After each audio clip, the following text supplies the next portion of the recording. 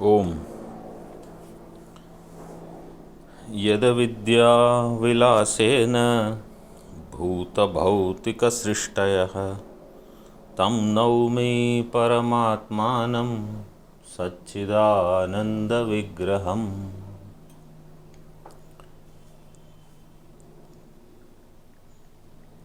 हम पृष्ठ क्रमांक 127 हमने समाप्त किया था।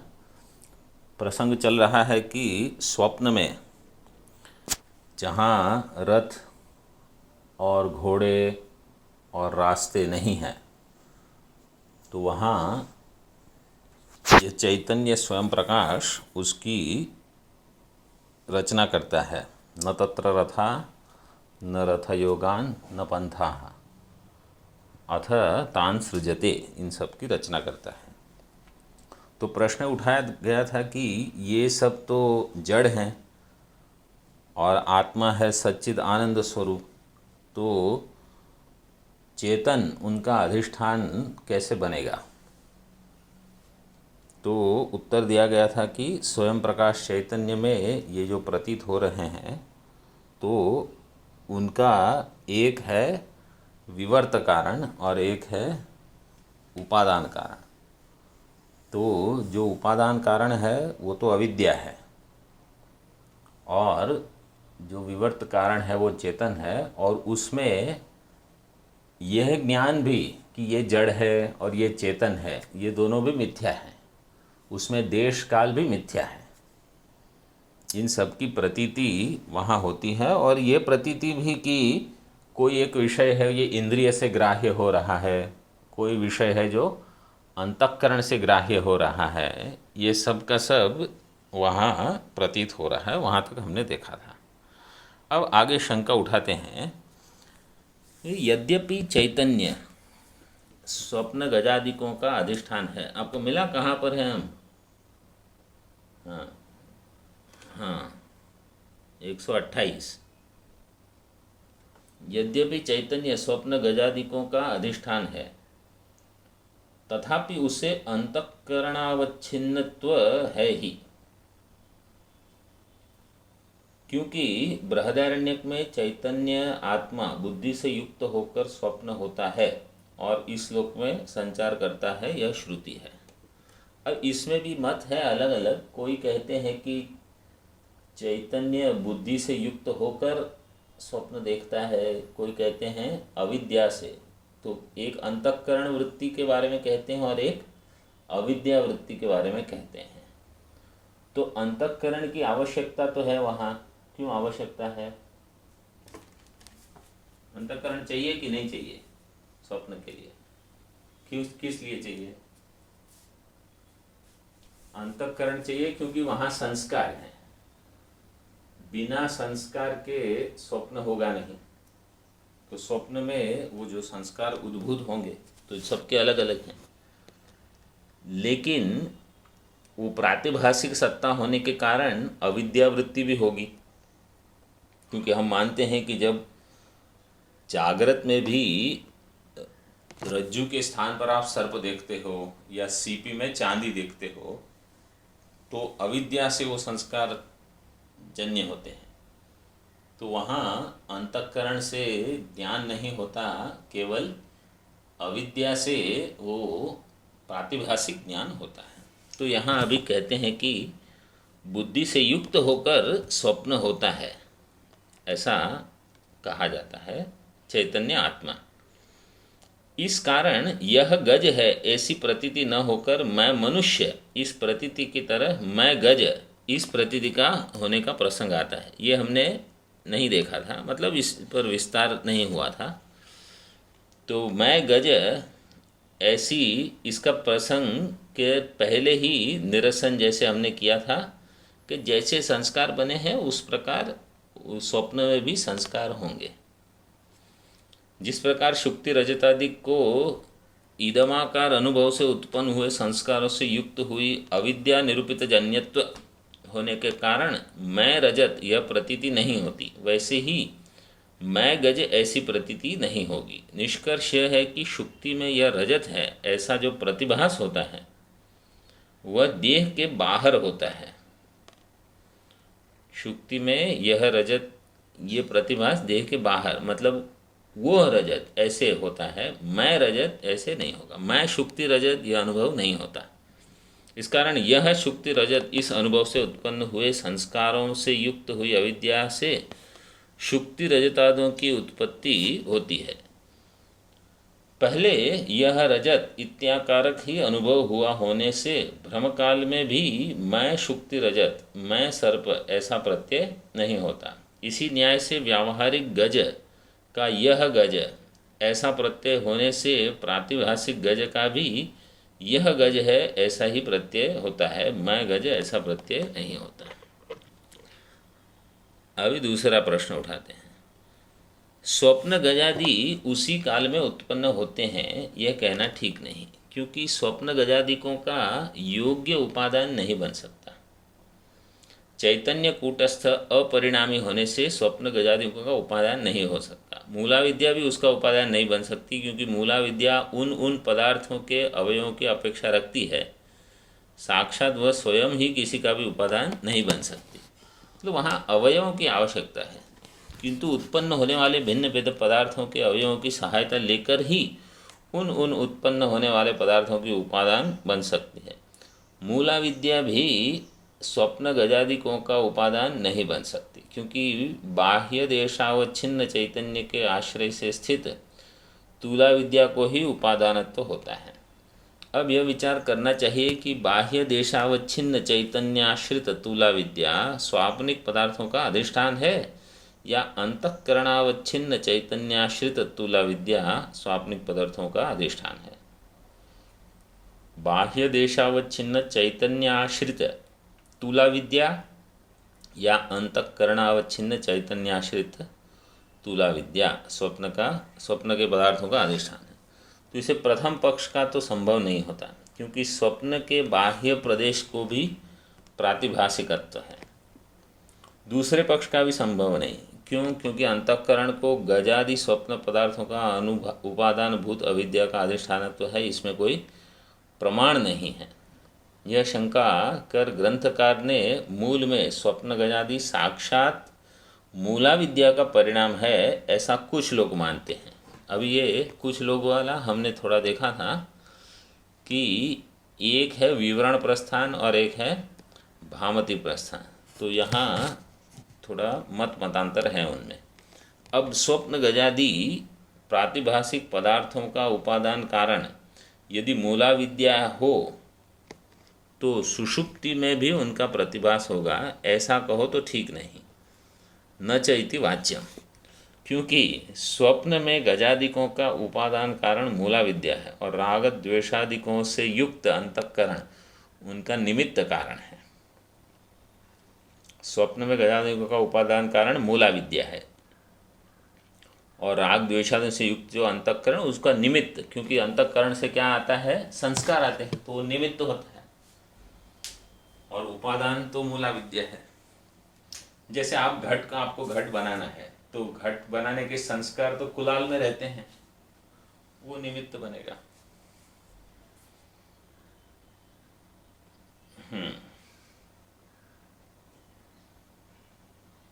कारण यह है कि शुक्ति रजतादि स्थल में रागादि निमित्त कारण है और रज्जु सर्प स्थल में भय आदि निमित्त होते हैं। मतलब हर जगह कुछ निमित्त आवश्यक है। वे रागादि धर्म अंतःकरण में रहते हैं। उसी प्रकार दोषयुक्त अंतःकरण स्वप्न गजादिकों का निमित्त कारण है, परंतु सुषुप्ति में उसका अभाव होता है। इसलिए स्वप्न काल में, निद्रा में स्वप्न गजादिकों का प्रत्यय नहीं होता। स्वप्न गजादिक साक्षात माया के परिणाम है और अंतःकरण उनका निमित्त कारण है, यह एक पक्ष बताया गया। परंतु स्वप्न गजादिकों के प्रति अंतःकरण को निमित्त कारणत्व कल्पना करने की अपेक्षा उन्हें अंतःकरण के द्वारा अविद्या परिणामित्व की कल्पना करना अच्छा होगा, ऐसे मानने वालों का दूसरा पक्ष भी मूल में बताया गया है। तो ये जो दूसरा पक्ष है ये भामती प्रस्थान, जो पहला पक्ष है वो है विवरण प्रस्थान। अध्यस्त पदार्थ अधिष्ठान का साक्षात्कार होने पर निवृत्त हो जाता है, ये नियम है। अध्यस्त पदार्थ अधिष्ठान के ज्ञान पर निवृत्त हो जाता है, स्पष्ट है। आप बता चुके हैं कि स्वाप्न पदार्थ का अधिष्ठान शुद्ध चैतन्य है, परंतु स्वप्न दशा के बाद जागृत अवस्था आने पर शुद्ध चैतन्य का साक्षात्कार तो होता नहीं। स्वप्न दशा से हम जब जागृत में जाते हैं तो मैं तुरीय हूँ, ये ज्ञान नहीं होता। क्या ज्ञान होता है? मैं कौन हूँ? बहिष्प्रज्ञ हूँ, मतलब ईश्वर ही, लेकिन वो मंत्र अलग से एक शब्द है उसके लिए, बहिष्प्रज्ञ। तो अंतप्रज्ञ से हम बहिष्प्रज्ञ होते हैं, या प्रज्ञान घन से हम बहिष्प्रज्ञ होते हैं। तुरीय ये ज्ञान नहीं होता। और अधिष्ठान के साक्षात्कार हुए बिना तो अध्यस्त स्वप्न रथादिकों की निवृत्ति होना शक्य नहीं। उससे जागृत अवस्था में स्वप्न के अध्यस्त रथादिकों की अनुवृत्ति होना अपरिहार्य है, परंतु अनुभव में तो यह आता नहीं। इसलिए स्वाप्न गजादि पदार्थ चैतन्य पर आरोपित हैं, यह कहना अयुक्त है। ये शंका है कि स्वाप्न पदार्थ चैतन्य पर आरोपित है, ऐसा कहना ठीक नहीं है। तो अभी शंका उठाते हैं इसको लेकर वादी। ननु गजादेहे शुद्ध चैतन्य अध्यस्तत्वे इदानीम अधिष्ठान साक्षात्काराभावेन जागरणे अपि स्वप्नोपलब्ध गजादयो अनुवर्तेरन। गजादि जो हैं, जो शुद्ध चैतन्य में अगर अध्यस्त हैं, तो जागृत में भी शुद्ध चैतन्य है, तो गजादि का अध्यास होना चाहिए जागृत में भी। इदानीम अधिष्ठान साक्षात्कार अभावे, जब अभी शुद्ध चैतन्य का ज्ञान नहीं होगा, तो जागृत में भी जो गज स्वप्न में उपलब्ध हुआ था, वो स्वप्न में उपलब्ध हुआ, अभी भी उपलब्ध होना चाहिए, ऐसा प्रश्न उठाते हैं।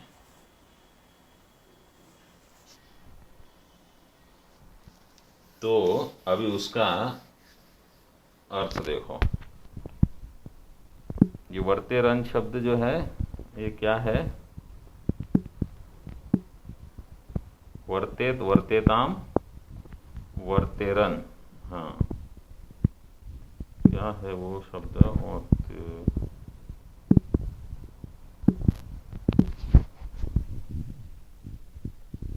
विधिलिंग है ये, वचन में गजादि पदार्थ। स्वप्न गजादि पदार्थ शुद्ध चैतन्य पर अध्यस्त हैं। यदि यह कहें तो स्वप्न अवस्था के बाद जागृत अवस्था में जब आते हैं, तब उनके अधिष्ठानभूत शुद्ध चैतन्य का साक्षात्कार अभी तक हुआ नहीं, इसलिए उनको उनका अनुभव होना चाहिए। ऐसा प्रश्न है कि वो उनकी अनुवृत्ति होनी चाहिए, स्वप्न में अध्यस्त जो पदार्थ थे उनकी। विवरण करते हैं। रज्जु पर भाषित हुए अध्यस्त सर्प की निवृत्ति रज्जु सर्प के अधिष्ठान का साक्षात्कार होने पर होती है। यह रज्जु है, इस प्रकार की प्रत्यक्ष प्रतीति जब तक नहीं हो, तब तक अध्यस्त सर्प तब तक निवृत्त नहीं होता। अर्थात अध्यस्त पदार्थ अधिष्ठान साक्षात्कार हुए बिना निवृत्त नहीं हो सकता। जो अध्यस्त पदार्थ है वो अधिष्ठान के ज्ञान बिना निवृत्त नहीं हो सकते। आपने स्वप्न के प्रातिभाषिक रथ गजादि पदार्थ शुद्ध चैतन्य पर आरोपित है ऐसा कहा है। उस पर हम पूछते हैं, यदि वे शुद्ध चैतन्य पर आरोपित हैं तो जागृत में भी उनकी अनुवृत्ति होनी चाहिए। यह नियम है और यह आपको भी मान्य है, क्योंकि अभी अधिष्ठान का साक्षात्कार नहीं हुआ है। परंतु जागृत होने पर भी शुद्ध चैतन्य का साक्षात्कार न हो पाने से अध्यस्त स्वाप्न रथ गजादिकों की निवृत्ति होना शक्य नहीं, तो उनका प्रत्यय होना चाहिए, परंतु होता नहीं। अतः स्वाप्न गजादिक शुद्ध चैतन्य पर ये अध्यस्त हैं, यह कहना ठीक नहीं है। अभी उसका समाधान देते हैं। उच्यते कार्य विनाशो ही द्विविधा, कश्चिद उपादानेन सह कश्चिद विद्यमाने एव उपादाने। कश्चिद उपादानेन सह विनाशः, कश्चिद विद्यमाने एव उपादाने विनाशः।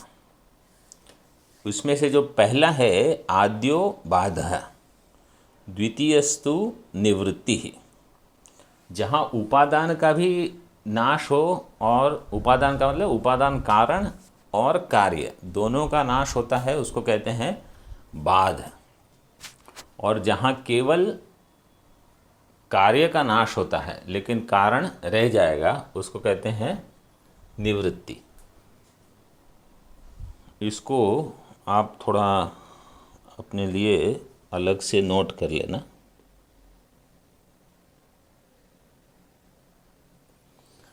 आद्यस्य कारणम, अब ये मतलब बाध किसको कहते हैं? जो हम कहते हैं कि जब ये जागृत प्रपंच जो है, ज्ञान होने पर जीवन मुक्त के लिए इसका बाध हो जाता है।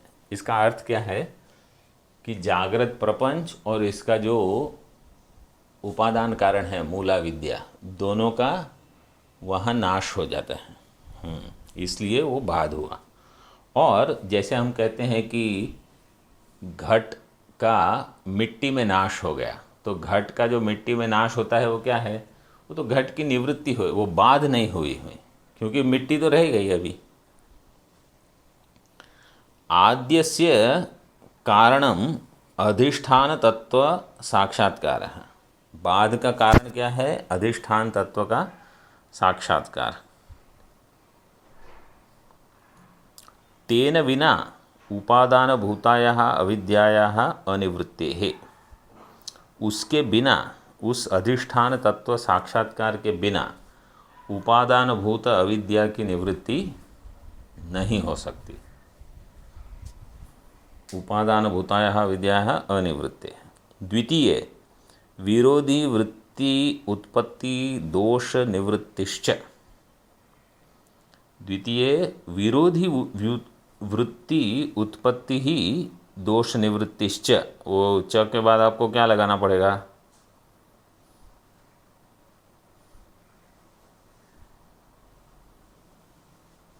वाक्य तो पूरा नहीं है ना। विरोधी वृत्ति उत्पत्तिर दोष निवृत्तिश्च किम?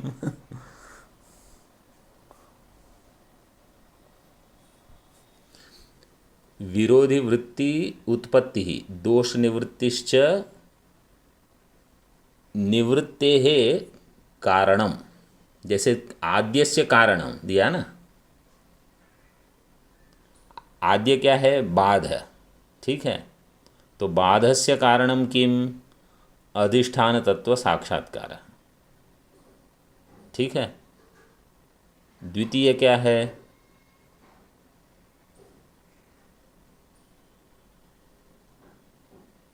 नहीं, हाँ वो तो करेक्ट, ठीक है। द्वितीय वस्तु क्या है? द्वितीय नाश क्या है? निवृत्ति। दो विकल्प दिए हैं ना। आद्य, ऊपर की पंक्ति देखो, आद्यो बाधः, द्वितीयस्तु निवृत्ति।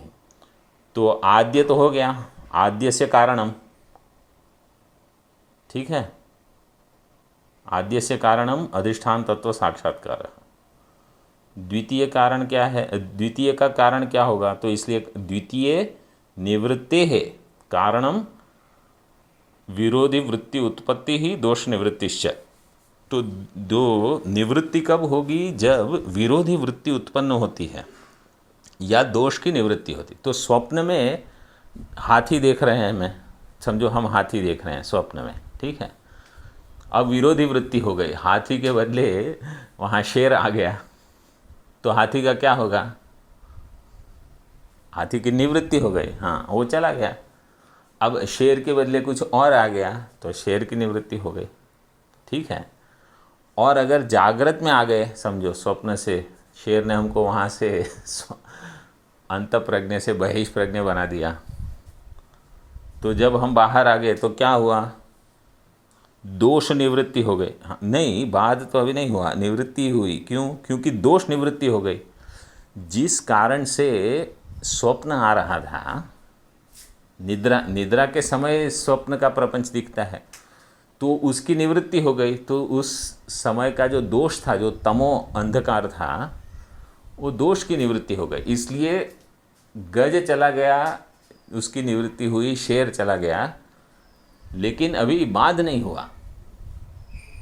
तो या तो विरोधी वृत्ति ने उसको, स्वप्न को हटा दिया, या दोष निवृत्ति ने स्वप्न को हटा दिया। ठीक है। तद इह ब्रह्म साक्षात्कार अभावात, ब्रह्म साक्षात्कार में यहाँ मतलब ब्रह्म साक्षात्कार हुआ नहीं है, तो उसके अभाव के कारण स्वप्न प्रपंचो माँ अबाधी, यहाँ स्वप्न प्रपंच का बाध नहीं हुआ है। माँ अबाधी दूसरा पाठ है माँ बाधिष्ठ, ऐसे माँ बाधी, माँ बाधिष्ठ ऐसे लो, क्योंकि माँ जब लुंग है, बाधिष्ठ जो है वो लुंग प्रयोग है। जब लुंग होता है तो हाँ, तो वो आगम नहीं होगा माँ के साथ। मांगी लुंग सूत्र है।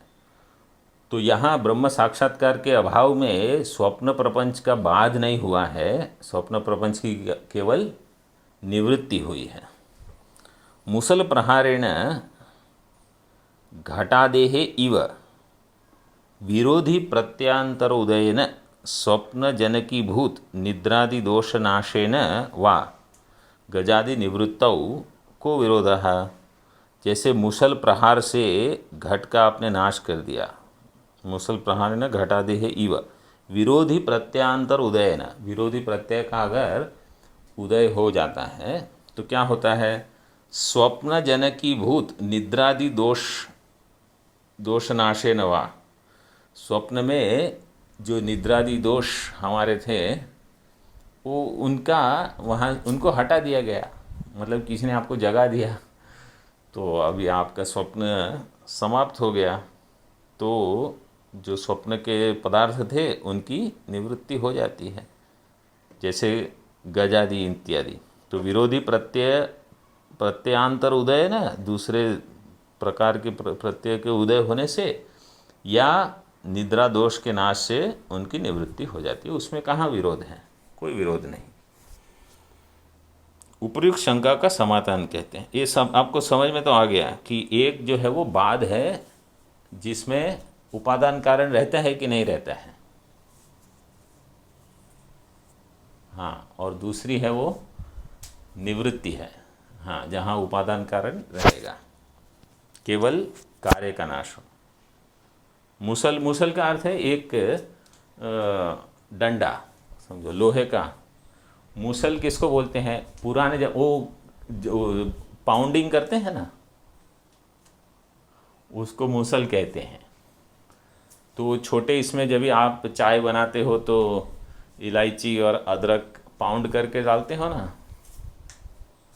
हाँ, तो जो ये मुसल आपको याद होगा श्रीमद् भागवतम में वो जो सांब के पेट से निकला था, ये सब वहाँ गए थे ऋषि की मजाक करने के लिए। उनको पूछा कि इसके पेट में से क्या निकलेगा? उन्होंने कहा मुसल निकलेगा। तो छोटा एक लोहे का टुकड़ा निकला वहाँ से। तो मुसल शब्द तो पूरे वृष्णि वंश का नाश किया मुसल ने। ये शब्द आप हमेशा याद रखना। वैसे उसने तो नाश नहीं किया, नाश तो इनकी मूर्खता ने, वो जो सब थे उनकी मूर्खता ने ही नाश किया। ऋषियों की मजाक उड़ाओ तो क्या होगा। उपर्युक्त शंका का समाधान कहते हैं। कार्य का विनाश दो प्रकार का है। कुछ कार्यों का विनाश उपादान कारण के साथ होता है और कुछ का विनाश उपादान की विद्यमानता में ही होता है।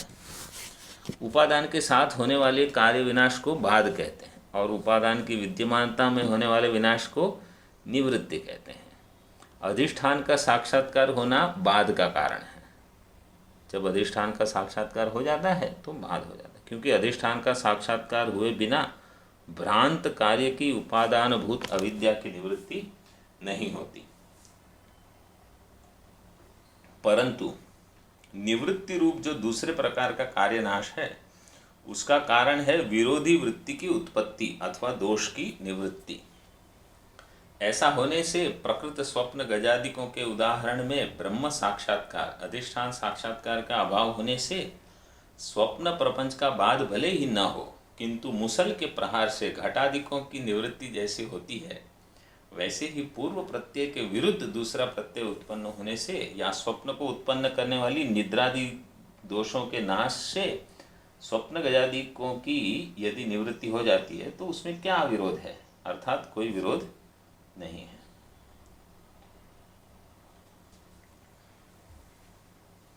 विवरण करते हैं अभी इसका। अभी इसके विवरण की कोई आवश्यकता है? ये तो सरल है, समझ में तो आ ही गया होगा। अधिष्ठान का साक्षात्कार किए बिना अध्यस्त पदार्थ का बाध नहीं होता। ये जो अर्थ में बता विवरण में लगभग वही का वही फिर से दोहरा देते हैं। अच्छा है, वैसे थोड़ा स्थूण निखनन न्याय हो जाता है कि फिर से दोहरावन करते हैं तो समझो कोई निद्रादि दोषों के कारण या चित्त विक्षेप के कारण कुछ शब्द यहाँ वहाँ चले गए, तो इसका थोड़ा फिर से ज्ञान हो जाता है। अधिष्ठान का साक्षात्कार किए बिना अध्यस्त पदार्थ का बाध नहीं होता। यद्यपि यह सच है, तथापि शुद्ध चैतन्य रूप अधिष्ठान का साक्षात्कार बिना किए भी अध्यस्त की निवृत्ति होना संभव है। मतलब अध्यस्त की निवृत्ति होगी अधिष्ठान का साक्षात्कार किए बिना भी, लेकिन वो निवृत्ति होगी, वो बाध नहीं होगा। जैसे हमारा ही जागृत प्रपंच है, उसका बाध हो जाता है जब हम स्वप्न में जाते हैं। उसका बाध नहीं होता, मतलब उसकी निवृत्ति हो जाती है जब हम स्वप्न में जाते हैं, और जब स्वप्न से सुषुप्ति में जाते हैं तो वहाँ भी निवृत्ति हो जाती है। तो अधिष्ठान का ज्ञान हुआ नहीं है अभी, इसलिए ये सब का सब उपादान कारण छोड़ के, मतलब उपादान कारण वहीं बना रहता है, केवल एक अवस्था से दूसरी अवस्था में हम जाते हैं। वैसे एक लोक से दूसरे लोक में जाना भी वही है। अभी हम मर्त्य लोक में हैं, यहाँ से समझो स्वर्ग लोक में जाए या किसी ब्रह्मलोक में पहुंच जाए, समझो पुण्य कर्म के कारण, तो क्या है, वो भी यही है कि आपने एक दृश्य हटा दिया और दूसरा दृश्य आ गया। और वहां के अपने नियम होते हैं, जैसे जागृत से स्वप्न में जाते हो तो वहां अपने नियम होते हैं। तो वैसे कारिका में जैसे बताया है कि एक रथ के एक हाथी के ऊपर 4 सूंड वाले हाथी को देखा, उसके ऊपर कोई बैठा था, इंद्र ऐरावत के ऊपर। तो ऐसे विशेष पदार्थ का ज्ञान होता है, इसलिए वो सत्य होगा। तो बोले वो वहाँ का सत्य है, उस जगह का वो सत्य है कि वहाँ ऐसे प्रकार के लोग होते हैं। कोई 4 सूंड वाला हाथी हो, कोई 4 मुख वाले ब्रह्मा जी आपको दिखे, तो वहाँ का सत्य है, वो यहाँ नहीं है। तो इसका अर्थ ये नहीं है कि वो पारमार्थिक सत्य है।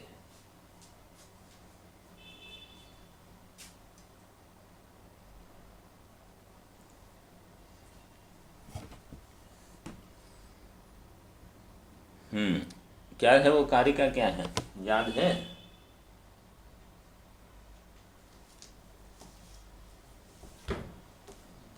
दूसरे अध्याय में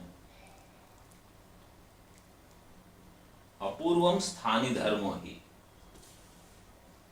वो स्थानी धर्म है। ठीक है, आगे चलो। यद्यपि यह सच है, तथापि शुद्ध चैतन्य रूप अधिष्ठान का साक्षात्कार बिना किए भी अध्यस्त की निवृत्ति होना संभव है। उसमें जागृत में स्वाप्न रथ गजादिकों की अनुवृत्ति का प्रसंग नहीं आता। जागृत में स्वप्न के जो गजादी है उनकी अनुवृत्ति नहीं होती। इसी संक्षिप्त अभी आप सोचो, स्वप्न में अगर आपने सांप देख लिया और जागृत में आ गए आप और उनकी अनुवृत्ति होगी, तो जागृत में ही आपको सांप दिख जाएगा सीधे। आपके पास में ही, और अगर इस स्वप्न में आपको जंगल दिख गया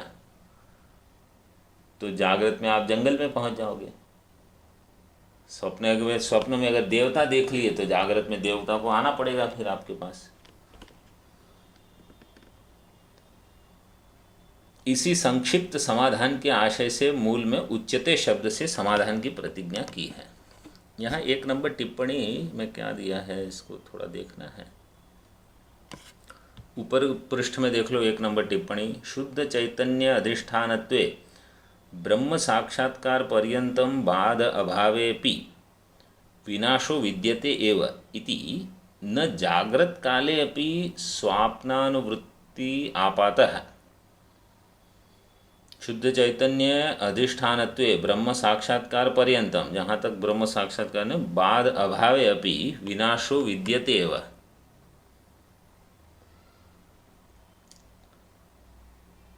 इति न जागृत काले अपि, तो वहाँ विनाश तो होता है, बाद नहीं होता, क्योंकि अधिष्ठान ज्ञान अभी नहीं होता। वही बताते हैं, वो कहाँ से वो आया है वो टिप्पणी में बता दिया है। कारणात्मना विनाशः कारण रूपेण अपि अभावो बाधः, कारणात्मना अवस्थानम निवृत्ति। ये संस्कृत में उसकी परिभाषा हो गई।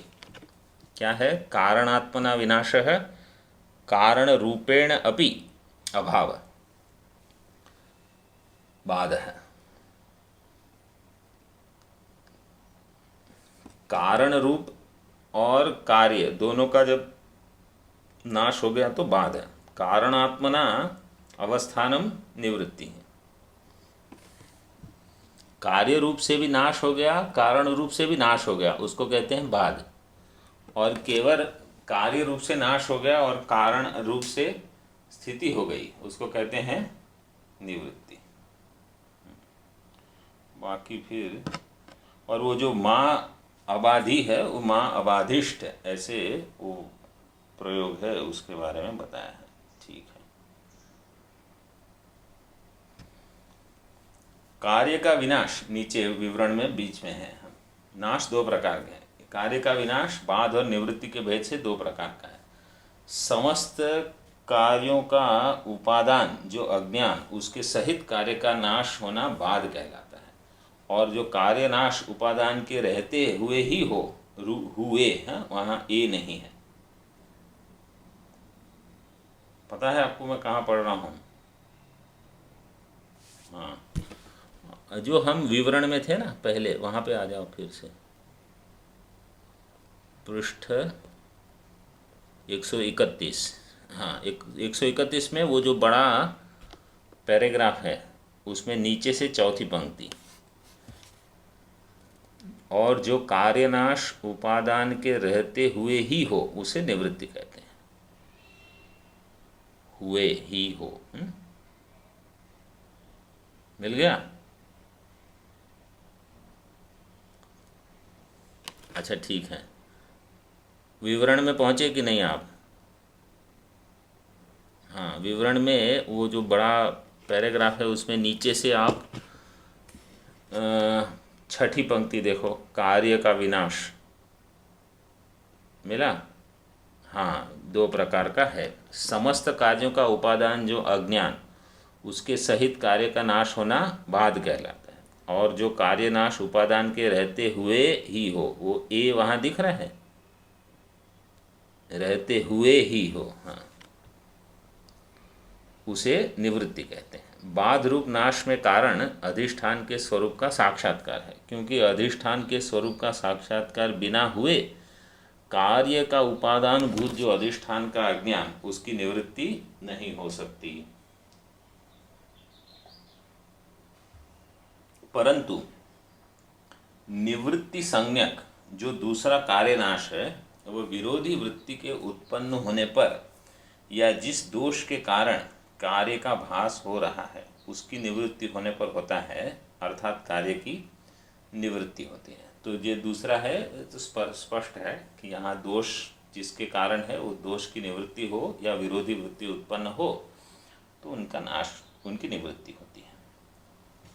जैसे शुक्ति रजत रूप कार्य के शुक्ति रूप अधिष्ठान का साक्षात्कार होने पर शुक्ति संबंधी अज्ञान नष्ट हो जाता है और रजत रूप कार्य का उपादान भूत जो शुक्ति का अज्ञान, उस अज्ञान के सहित रजत रूप कार्य का नाश को प्राप्त होता है, कार्य नाश को प्राप्त होता है। शुक्ति रजत रूप कार्य के शुक्ति रूप अधिष्ठान का साक्षात होने पर शुक्ति संबंधी अज्ञान नष्ट हो जाता है और रजत रूप कार्य का उपादान भूत जो शुक्ति है। अब मतलब इसका अर्थ ऐसे देखो आप कि समझो रज्जु में आप सर्प देख रहे हो, ठीक है। अब वो सर्प के बदले समझो आपने वहाँ उदक धारा देखनी शुरू कर दी, तो सर्प का क्या हुआ, निवृत्ति हुई। अभी उदक धारा आ गई। अब उदक धारा के बदले आपने दंड देख दिया, तो ये एक की निवृत्ति दूसरे से होती है क्योंकि विरोधी वृत्ति उत्पन्न हो गई, लेकिन अधिष्ठान ज्ञान एक में भी नहीं हुआ है। तो ये सब चक्र चलते रहता है। फिर रजत रूप कार्य का उपादान भूत जो शुक्ति का अज्ञान, उस अज्ञान के सहित रजत रूप कार्य नाश को प्राप्त होता है, इसलिए इस नाश को बाध कहते हैं। और स्वप्न गजादि कार्यों का नाश जागरण रूप स्वप्न विरोधी वृत्ति के उत्पन्न होने पर अपने आप हो जाता है, इसलिए स्वप्न रथादिकों का नाश निवृत्ति कहा जाता है। इस प्रकार से कार्य नाश द्विविध होता है। जागृत अवस्था में ब्रह्म साक्षात्कार का अभाव रहता है, इस कारण स्वप्न प्रपंच की उपादान भूत अविद्या का नाश नहीं होता। उपादान भूत अज्ञान का नाश न होने से स्वप्न प्रपंच का बाध नहीं होता। तथापि स्वाप्निक रथ गजादिकों की निवृत्ति रूप दूसरे प्रकार के नाश होने में कोई किसी प्रकार का विरोध नहीं है। कारण यह है कि समस्त प्रपंच की उपादान भूत अविद्या अज्ञान का ब्रह्म साक्षात्कार से यद्यपि नाश नहीं हुआ, तथापि मुसल प्रहार से जैसे घट का नाश होता है, उसी प्रकार उस स्वाप्न प्रपंच स्वाप्न गजादि के प्रत्यय के विरुद्ध दूसरे प्रत्यय के उत्पन्न होने से ही उसकी निवृत्ति हो सकती है। इस कारण ऐसी निवृत्ति को ब्रह्म साक्षात्कार पूर्वक अज्ञान के नाश की कोई आवश्यकता नहीं होती। ये निवृत्ति बिना ब्रह्म साक्षात्कार के या बिना अधिष्ठान ज्ञान के हो जाती है।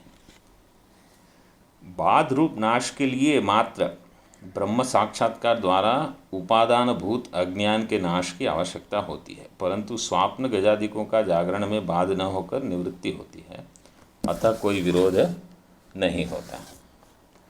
स्वप्न के गजादि प्रपंच की निवृत्ति जागरण रूप विरोधी वृत्ति के उत्पन्न होने से जैसे हो सकती है कि नहीं हो सकती है? हो सकती है। वैसे ही स्वप्न प्रत्यय को उत्पन्न करने वाली निद्रा अदृष्टादि दोषों के नाश से भी हो सकती है।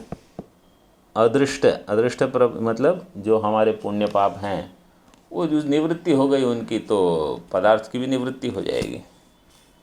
जागृत अवस्था में स्वाप्न प्रपंच की निवृत्ति सुनकर चकित होने की आवश्यकता नहीं। स्वप्न में भी विरोधी वृत्ति के उत्पन्न होते ही पूर्व प्रतीत हुए अर्थ की निवृत्ति होती दिखाई देती है। जैसे स्वप्न में पूर्व क्षण में गज का प्रत्यय होते होते ही दूसरा अश्व विषयक प्रत्यय उत्पन्न होने पर गज प्रत्यय की निवृत्ति होती है, यह अनुभूत है। ये स्वप्न भी कैसे बनाया है भगवान ने। स्वप्न का मूल प्रयोजन क्या है? स्वप्न, हाँ वो तो है ही। स्वप्न में आपको ये जो जागृत में मन है ना, ये मन जो है ये जागृत में दृष्टा बन के बैठा है, क्योंकि उसके पास चिदाभास मिलता है। तो जागृत में मैं साक्षी हूँ या मैं अहंकार हूँ, मतलब साभास अंतःकरण हूँ, ये विवेक कठिन होता है। इसलिए स्वप्न में ये जो मन है अंतःकरण चिदाभास के सहित, इसके लिए और कोई दृश्य नहीं रहता। जैसे जागृत में जगत दृश्य है और साभास अंतःकरण दृष्टा बन जाता है, और साभास अंतःकरण दृश्य है और आत्मा दृष्टा है। तो स्वप्न में क्या होता है कि जगत रहता नहीं, इसलिए ये स्वाभास अंतःकरण दृश्य बन जाता है। तो ये स्पष्ट होता है कि ये मन जो है ये अनात्मा है दृश्यत्वात्। स्वप्न में ये सिद्ध हो जाए, इसलिए भगवान शंकराचार्य जी ने उपदेश साहस्री में एक प्रकरण लिख दिया, स्वप्न स्मृति प्रकरण। स्वप्न में और स्मृति में यही होता है।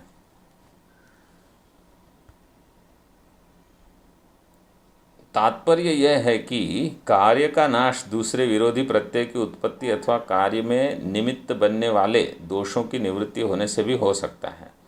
ऐसे नाश को निवृत्ति कहते हैं। यदि ऐसी स्थिति है तो शुक्ति रूप्य के नाश को आप बाध कहेंगे या निवृत्ति कहेंगे? अब ये प्रश्न है। एवं च शुक्ति रूप्यस्य शुक्ति अवच्छिन्न चैतन्य निष्ठ तूला विद्या कार्यत्व पक्षे शुक्तिरिति ज्ञानेन तदज्ञानेन सह रजतस्य बाधः।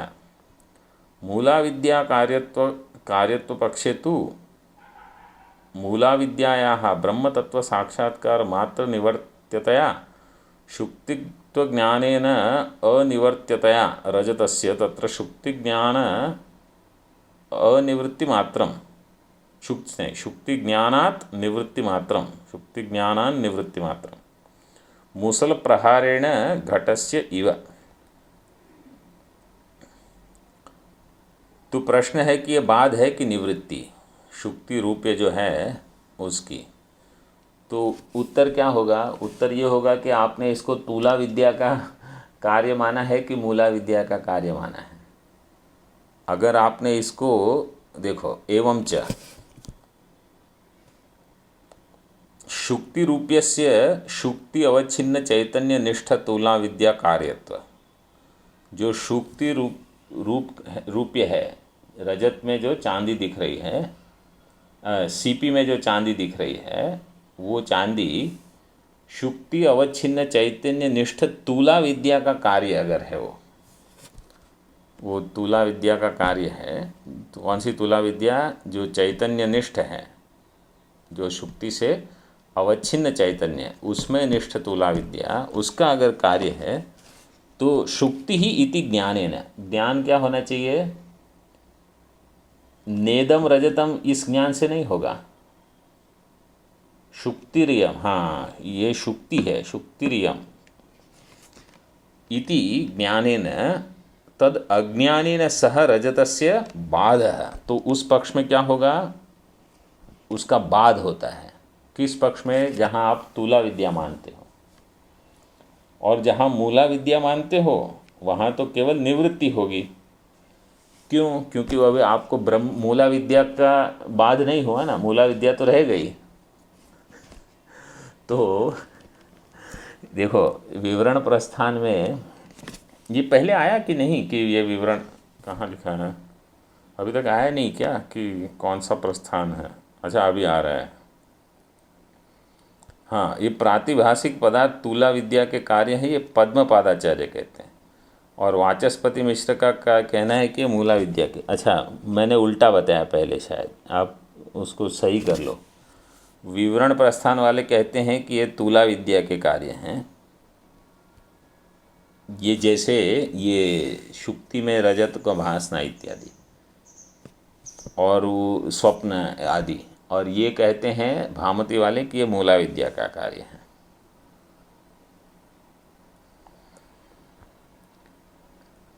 मूला विद्या कार्यत्व पक्षे तु मूला विद्यायाः ब्रह्म तत्व साक्षात्कार मात्र निवर्त्यतया। जब तक मूला विद्या का तो निवर्तन तभी होगा जब ब्रह्म विद्या का साक्षात्कार होगा। तो तब तक शुक्तित्व ज्ञानेन अनिवर्त्यतया, शुक्तित्व ज्ञान से किसका निवर्तन नहीं होगा? मूला विद्या का। शुक्तित्व ज्ञान से मूला विद्या का, क्योंकि मूला विद्या का निवर्तन कब होगा? जब ब्रह्म का ज्ञान होगा। हाँ, तो शुक्तित्व ज्ञानेन अनिवर्त्यतया रजतस्य तत्र शुक्ति ज्ञानान् निवृत्ति मात्रम। शुक्ति ज्ञान से क्या होगा? निवृत्ति मात्र होगी, जैसे मूसल प्रहार से घट की निवृत्ति होती है।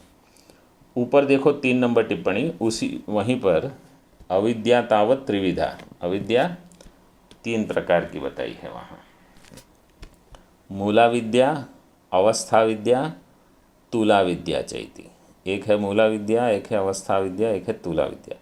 तत्र मूला विद्या अनादि भाव भूता। मूला विद्या है अनादि भाव, मतलब जो अनादि है वो आवरण विक्षेप शक्तिमती, ब्रह्म ज्ञान नाश्या, ब्रह्म ज्ञान से वो नाश होता है, शुद्ध ब्रह्माश्रया तद विषयाच, यह है मूला विद्या। अवस्था विद्या क्या है? आवरण विक्षेप शक्तिमती, ब्रह्म ज्ञानात अन्य ज्ञान नाश्या, ब्रह्म ज्ञान अन्य ज्ञान नाश्या।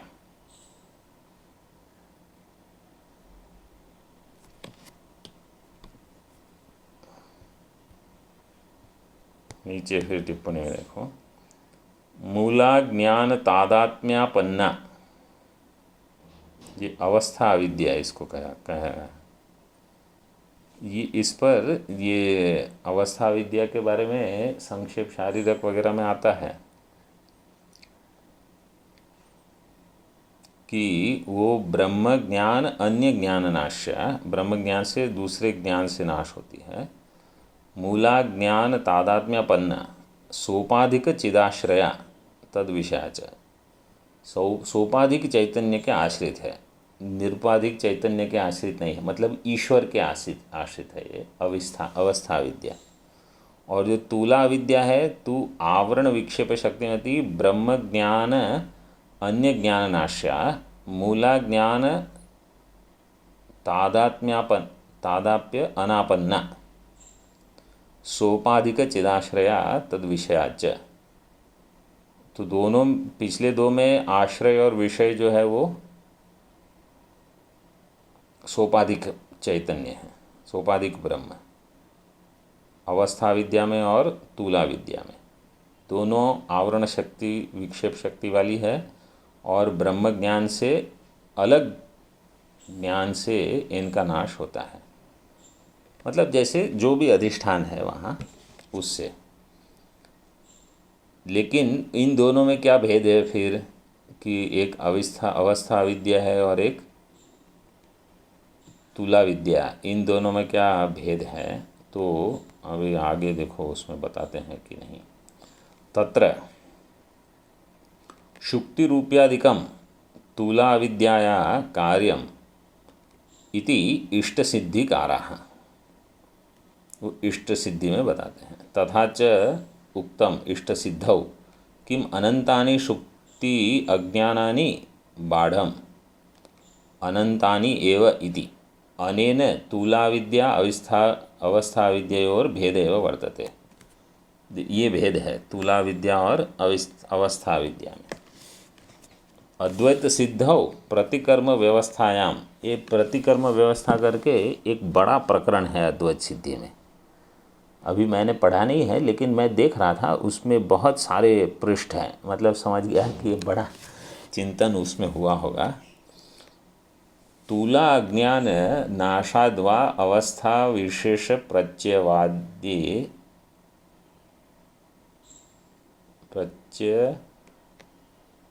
वा इति, वादे है कि बाधे है? वादे है। तो वहाँ अद्वैत सिद्धि में ऐसा बताया। यहाँ केवल फर्क ये आपको जानना है अवस्था विद्या और तुला विद्या में, कि तुला विद्या जो है वो अनंत होगी, जो शुक्ति का जो अज्ञान है।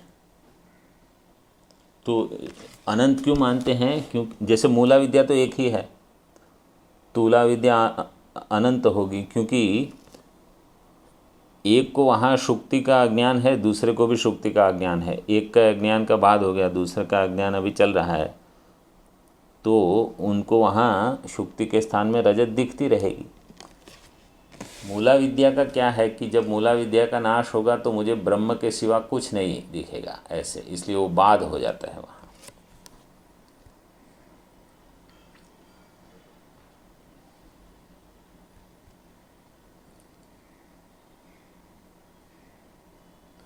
अभी इसका अर्थ देख लो। कार्य का नाश दो प्रकार का है।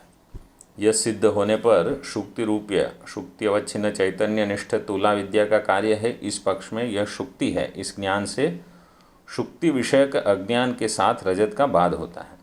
परंतु शुक्ति रूपीय मूला विद्या का कार्य है। इस पक्ष में मूला विद्या केवल ब्रह्म साक्षात्कार से ही निवृत्ति होने योग्य है। इसलिए शुक्ति रूपीय शुक्तित्व ज्ञान से निवृत्त होना संभव नहीं है। अतः इस पक्ष में शुक्ति ज्ञान से रजत की केवल निवृत्ति होती है। अधिष्ठान साक्षात्कार के बिना ही मूसल प्रहार से घट की जैसे निवृत्ति होती है, वैसे ही अधिष्ठान साक्षात्कार से मूला ज्ञान की निवृत्ति के बिना ही रजत की निवृत्ति होती है, बाद नहीं होता। अब इसका थोड़ा विस्तार करते हैं। विवरण। शुक्ति में भासित होने वाले रजत को शुक्ति रूपीय कहते हैं और शुक्ति ज्ञान से उसकी निवृत्ति होती है, बाद नहीं। यह उपर्युक्त प्रश्न का संक्षेप में उत्तर है। परंतु प्रथमतः उस विषय में मतभेद के कारण रूढ़ हुए दो पक्षों को बताते हैं। प्रातिभाषिक पदार्थ तुला विद्या के कार्य हैं, ऐसा पद्म पादाचार्य कहते हैं। उनके मत में यह शुक्ति है। इस ज्ञान से प्रातिभाषिक पदार्थों के उपादानभूत शुक्ति के अज्ञान के साथ रजत का बाध होता है। परंतु प्रातिभाषिक पदार्थ मूला विद्या के ही कार्य हैं, ऐसा मत वाचस्पति मिश्र आदिकों का है। इनके मत के अनुसार विचार करने पर यह मूला विद्या केवल ब्रह्म ज्ञान से ही बाधित हो सकती है, सिवाय ब्रह्म ज्ञान के दूसरे किसी ज्ञान से बाधित नहीं हो सकती। इसलिए यह शुक्ति है। इस ज्ञान से मूला विद्या का बाध न होने पर भी मुसल प्रहार से उपादानभूत मूला ज्ञान के रहते ही मृत्तिका में होने वाली घट की निवृत्ति के समान शुक्ति ज्ञान से शुक्ति रूपीय की निवृत्ति ही होती है, बाध नहीं होता। इस विषय में पद्मपादाचार्य ने अपने पंचपादिका ग्रंथ में शुक्तित्व ज्ञान ही बाधक है और यह रजत नहीं, यह अनुवाद। ये बहुत अच्छा है, इसको आप थोड़ा ध्यान रख लो कि शुक्तित्व का ज्ञान, अधिष्ठान ज्ञान केवल नेदम रजतम से वहाँ निवृत्ति नहीं हो, बाध नहीं होगा, मतलब वो तो केवल अनुवाद है। इस कारण यह रजत नहीं, यह ज्ञान अनुवाद है, क्योंकि शुक्तित्व प्रकार का ज्ञान रजतादि भेद के अज्ञान का निवर्त होता है। शुक्ति रूपीय तो शुक्ति अवच्छिन्न चैतन्य निष्ठ तुला विद्या का कार्य है। इस पक्ष में यह शुक्ति है। इस ज्ञान से तुला विद्या रूप शुक्तित्व के अज्ञान के साथ प्रातिभाषिक रजत का बाध होता है। मूला विद्या की ही एक अवस्था विशेष तुला विद्या है। मूला विद्या की ही एक विशिष्ट अवस्था है, इसके लिए वो मूला विद्या की एक विशेष अवस्था वही तुला विद्या। विवरण ग्रंथ में इस विषय में रजतादिकों के उपादानभूत अज्ञान मूला विद्या के ही अवस्था भेद हैं। वे अज्ञान शुक्तिकादिकों के अज्ञान से अध्यास के साथ निवृत्त होते हैं। शुक्तिकादिकों के ज्ञानों से अध्यास के साथ निवृत्त होते हैं, वो भेद ऐसा स्पष्ट कहा। परंतु शुक्ति रूपयादि मूला विद्या के ही कार्य है। इस पक्ष में स्वप्न गजादिकों के समान शुक्ति रूपये की निवृत्ति होती है, बाद नहीं होता, क्योंकि मूला विद्या केवल ब्रह्म स्वरूप साक्षात्कार से ही निवृत्त होती है, वह शुक्तित्व ज्ञान से निवृत्त नहीं होती। अतः ऐसे स्थल पर शुक्ति ज्ञान से उस शुक्ति में प्रातिभाषिक रजत की केवल निवृत्ति होती है। शुक्ति ज्ञान से शुक्ति रूपये का बाध न होकर केवल निवृत्ति ही यदि होती है तो शुक्ति रूपये ज्ञान को प्रमात्व प्राप्त होगा। शुक्ति ज्ञान से शुक्ति रूपये का बाध न होकर अगर निवृत्ति होगी तो शुक्ति रूपये ज्ञान वो प्रमा हो जाएगा। तो होने दो, यह रजत है। इत्याकारक शुक्ति में होने वाला रजत ज्ञान वस्तुतः अप्रमा है। शुक्ति रूपये का जो ज्ञान है वो प्रमा नहीं होना चाहिए, क्योंकि वो अप्रमा है। परंतु शुक्ति रूपये का बाध न होकर निवृत्ति होती है, यदि यह स्वीकार करे तो रजत ज्ञान प्रमा है, ऐसे कहना पड़ेगा, ये प्रश्न है। क्योंकि आपने संसार दशा में अबाधितत्व ऐसा प्रमा का लक्षण कहा है और अबाधित पद का स्पष्टीकरण किया है पीछे। और यहाँ शुक्ति रूप संसार दशा में शुक्ति रूपीय बाधित नहीं होता, क्योंकि वो बाधित नहीं है, वो केवल निवृत्त हुआ। तो इससे क्या होगा, इससे शुक्ति रजत ज्ञान में प्रमा का लक्षण घटित होता है, ये शंका करना ठीक नहीं। क्योंकि अबाधित पद से आगंतुक दोष अजन्यत्व, आगंतुक दोष से अजन्य अर्थ विवक्षित है। तो शुक्ति रूपीय ज्ञान आगंतुक दोष जन्य है, इस कारण यहाँ उसको प्रमा नहीं कह सकते। ये यहाँ हम रखते हैं, ठीक है। अभी बाकी बाद में देखेंगे कल। ओम पूर्णमदः पूर्णमिदं पूर्णात् पूर्णमुदच्यते पूर्णस्य पूर्णमादाय पूर्णमेवावशिष्यते। ओम शांति शांति शांतिः। शंकरं शंकराचार्यं केशवं बादरायणं सूत्रभाष्यकृतौ वन्दे भगवन्तौ पुनः पुनः। ईश्वरो गुरुरात्मेति मूर्तिभेदविभागिने व्योमवद्व्याप्तदेहाय दक्षिणामूर्तये नमः। ओम शांति शांति शांति। ओम।